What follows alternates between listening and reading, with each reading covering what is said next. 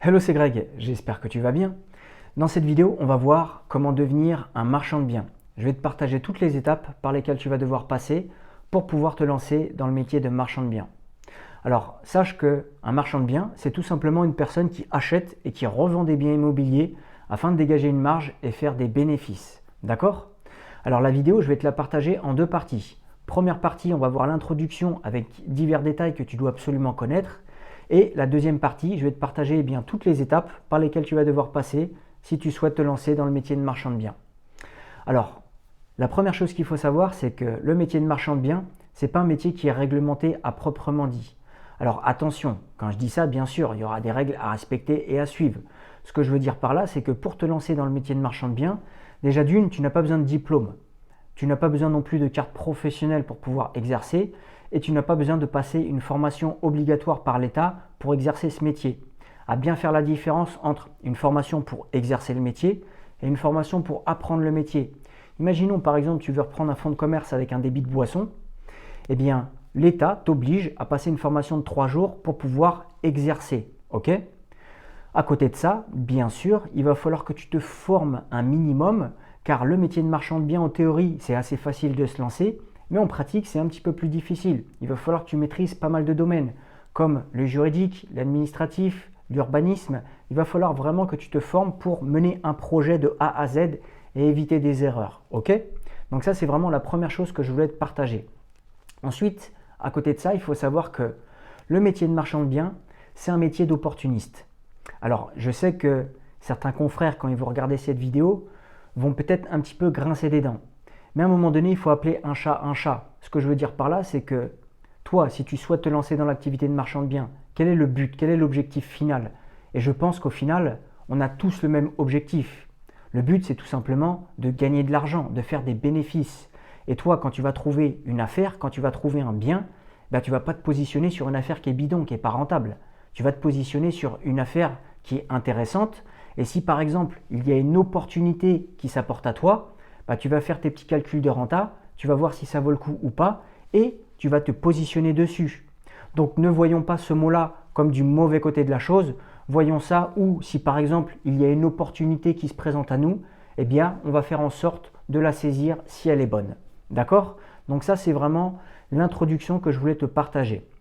Ensuite, à côté de ça, pour devenir marchand de biens, concrètement, ce n'est pas difficile. Comme je te l'ai dit en théorie, tu vas créer ta société et tu vas pouvoir exercer.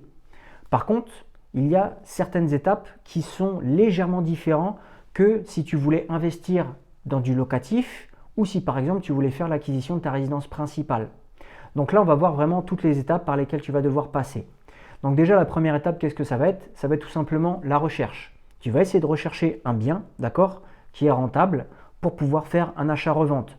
Alors les types de biens, je ne vais pas non plus rentrer dans tout le détail de chaque étape, mais pour te donner une idée approximative, par exemple, tu peux acheter, on va dire un truc vraiment de base qui est assez simple à faire, c'est acheter un appartement qui est en très mauvais état, le rénover et le revendre un petit peu plus cher. Tu peux faire par exemple aussi l'acquisition d'un terrain à bâtir, le diviser en plusieurs lots, ok, et revendre lot par lot. Ou par exemple, tu peux faire l'acquisition d'un bien immobilier. Quand je dis un bien immobilier, c'est par exemple d'un immeuble. Tu le mets en copropriété et après tu le revends tout simplement lot par lot. Donc ça, c'est vraiment le type de bien que tu peux rechercher, d'accord, pour pouvoir exercer l'activité de marchand de biens. Alors, à côté de ça, il faut savoir que quand tu vas faire tes recherches, pour éviter de perdre du temps, il va falloir que tu récoltes un maximum d'informations. Et quand je te dis un maximum d'informations, c'est que tu vas appeler le vendeur et tu vas lui poser pas mal de questions.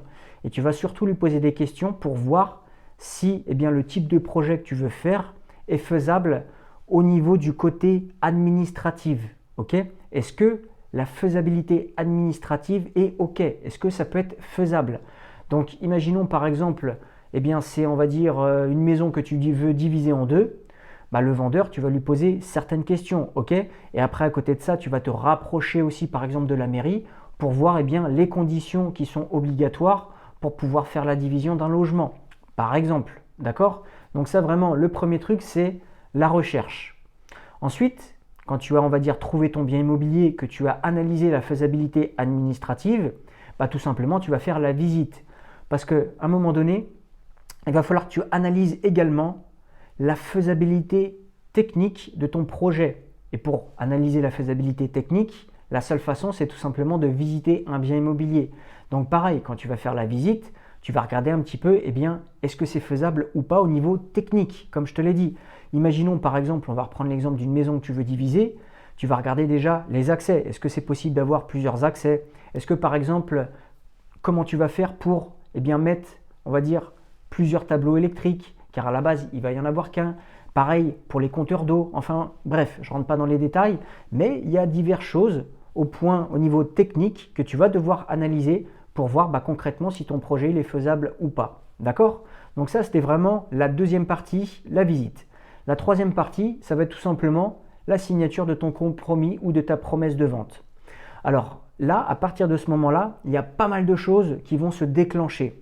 Ce que je veux dire par là, c'est que jusqu'à aujourd'hui, tu n'as pas spécialement créé ta société.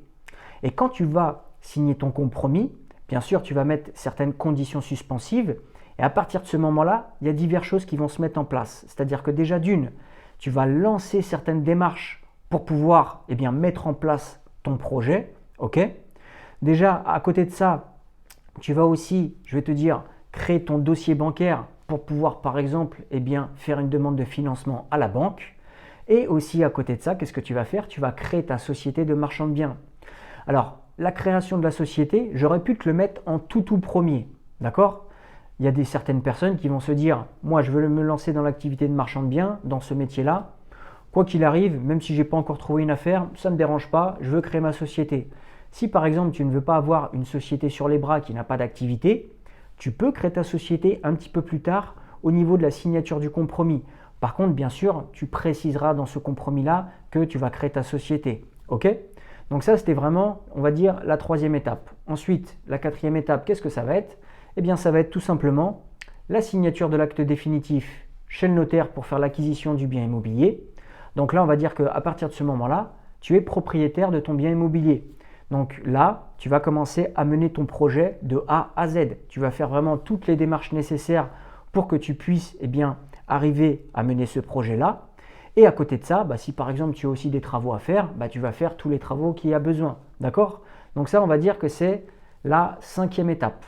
Ensuite, la dernière étape, qu'est-ce que c'est? Quand tu as, je vais te dire, mené ton projet de A à Z, que tu as fait tous tes travaux, toutes tes démarches et que tout est terminé, la sixième étape, c'est tout simplement la commercialisation. Tu vas mettre en vente ton bien immobilier. Donc là, tu vois, mine de rien, je vais te faire un petit résumé de toutes les étapes. Première étape, rechercher un bien immobilier, analyser la faisabilité administrative. Deuxième étape, visite du bien, analyse de la faisabilité technique. Troisième étape, signature du compromis ou de la promesse. Quatrième étape, signature de l'acte définitif chez le notaire. Cinquième étape, les travaux, les démarches. On mène le projet de A à Z. Et sixième étape, tout simplement la vente et la commercialisation du bien immobilier. Donc tu vois, concrètement, je vais te dire, en théorie, ce n'est pas si compliqué que ça de se lancer dans le métier de marchand de biens. Mais comme je te l'ai dit, en termes de pratique, il faudra que tu te formes un minimum pour vraiment éviter des erreurs de débutant et, je vais te dire, perdre de l'argent sur ta première opération. Ce serait dommage. Ok? Donc voilà pour cette vidéo. Maintenant, tu es un petit peu plus au courant, tu sais un petit peu dans quelle direction te diriger pour pouvoir te lancer dans le métier de marchand de biens. J'espère que cette vidéo t'a plu. N'hésite pas à t'abonner à la chaîne pour être tenu au courant des nouvelles vidéos. Et moi, je te dis à bientôt. Ciao, ciao!